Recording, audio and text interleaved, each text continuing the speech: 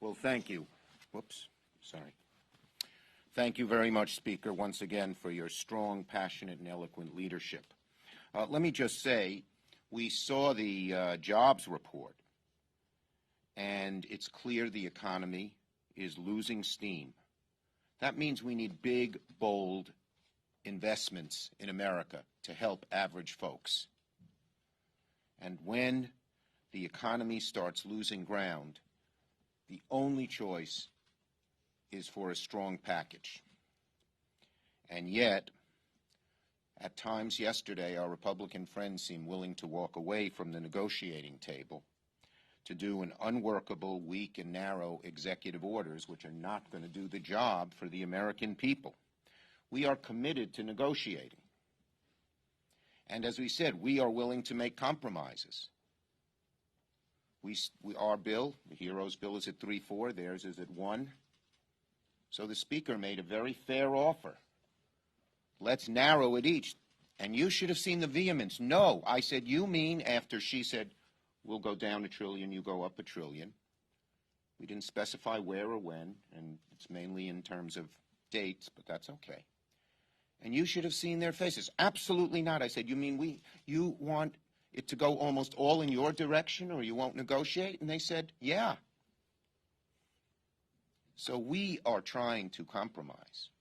The spin that they're putting it on that we haven't moved off is belied by what happened. They're the ones stuck, and they say basically what's happening is Mr. Meadows is from the Tea Party.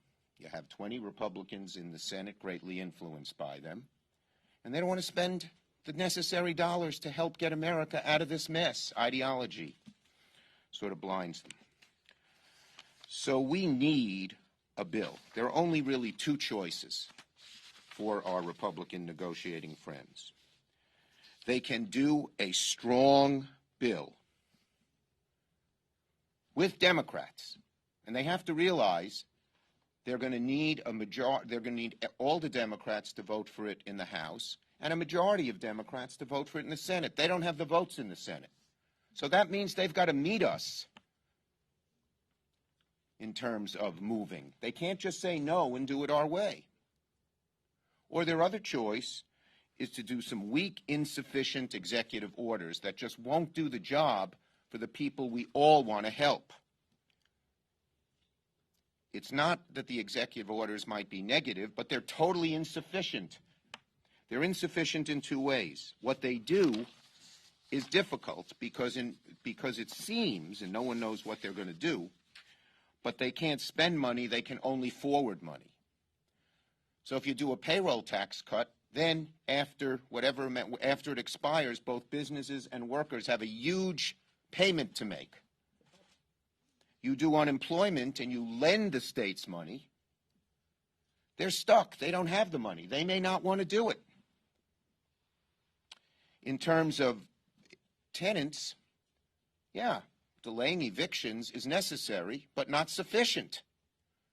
Because once the delay is over, the tenant owes a tremendous amount of money. And by the way, the landlord, many of whom are small little landlords, haven't gotten paid, and they can't pay their mortgages and their bills.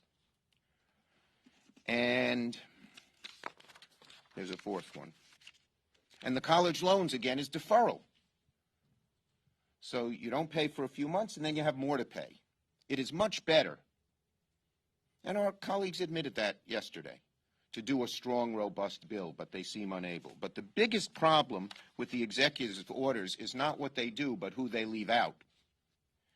They leave out testing, tracing, treatment. We know we're not going to solve this problem economically until we solve the health problem. And the Speaker's been like a lioness, I guess I should say, or a lion. Is lioness okay? Has been like a lioness in pursuing this at every meeting we have been at. And you're not going to cure that. You're not going to solve the problem. They still seem unwilling to do what is necessary for a strong testing, tracing, and treatment regime. What is one of the biggest problems facing us in the next month, as the Speaker mentioned? Schools. Opening up the schools safely. If you don't open up the schools, you're going to hurt the economy significantly because lots of people can't go to work. Executive orders leave out schools altogether. State and local services. They came a tiny little bit in our direction on that, but very little. Not in the middle or close to it. You can't do that by executive order. It's spending. And you'll have firefighters. This is not abstract. This is not government. It is firefighters, sanitation workers, bus drivers, healthcare workers who need to get paid. Elections. I got very excited or firm at the meeting yesterday. This is the wellspring of our democracy. It's not much money.